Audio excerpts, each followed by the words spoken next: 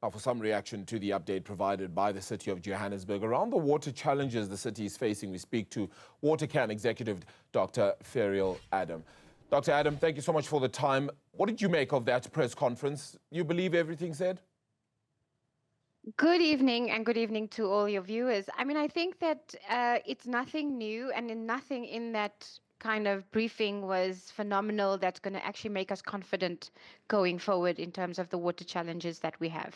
Yeah, so what exactly do you anticipate to happen from here then? I mean, is it just a case of we have to hope and pray, or do we have to continue to barge and knock on the door then here and really just say, well, let's get this sorted and soon?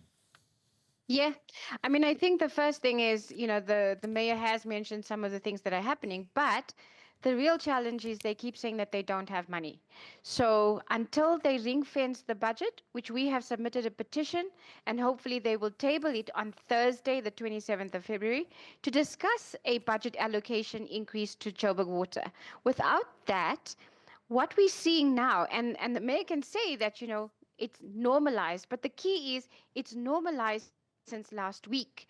We have been having these challenges in Johannesburg now for over 2 years, and it's going to continue to happen until we don't put concerted effort in increasing the budget so that we can deal with the poor infrastructure. I want to ask a question, and something that I'm asking across the board actually. Is it really a matter of more to the budget or efficiency in prioritization? Which do you think it is?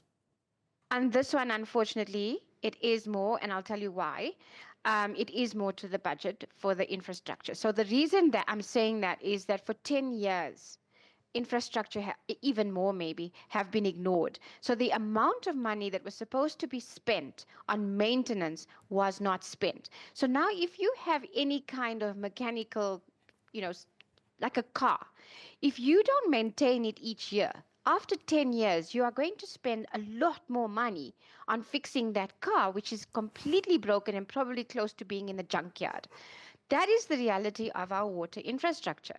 So that is why it is definitely an increase. And another example, Joburg Water has said they have budget to to replace 14 kilometers of water pipeline per year for the last 3 years and another 2 years. So that's 70 something kilometers in 5 years that they will replace out of 12,000 kilometers. So definitely they need more money, but I think on the one point is, do they need new money or can they move around things? And we've been saying that they have the budget. They can reallocate. I think we were saying that in the council there are, the key officers have like 6 billion rand or 7 billion rand here. We need to reallocate that funding for things that really matter. And even the mayor said, the city cannot survive without water.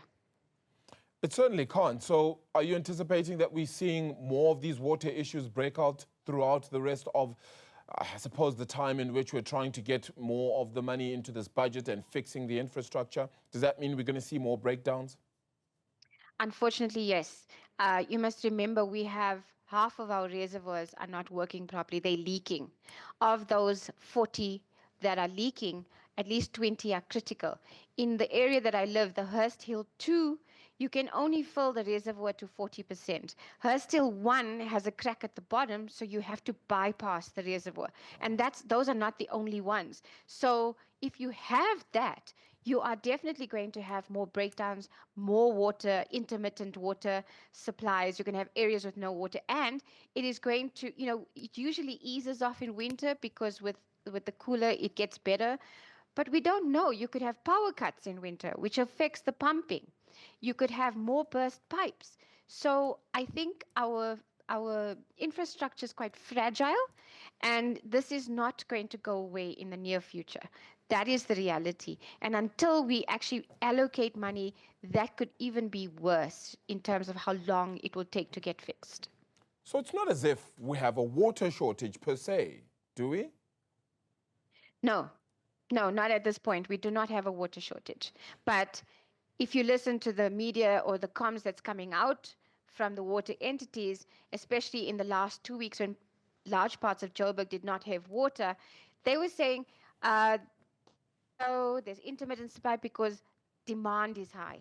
The problem is it's not the demand, it's the amount of leaks we have in the city, whether it's pipes, whether it's reservoirs. The leaks account for about 27-30% of the water that's being lost. So ultimately, it's all an infrastructure problem. Tell me, though, Dr. Adam, what about this rain that we perhaps have gotten now as well?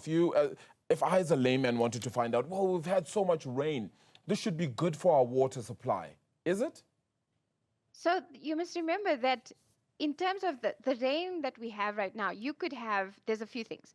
You could have rainwater harvesting, but even then, unless you have the systems in place, you cannot just drink the water from your rainwater harvester. You can use it for your gardens, etc. And we abstract water from the Vaal Dam. That is then cleaned by Rand Water, and then that is sold to the municipality. So it's a very different stream. It's not like it rains and it goes into the pipes or it goes into the reservoirs. That's not how it works.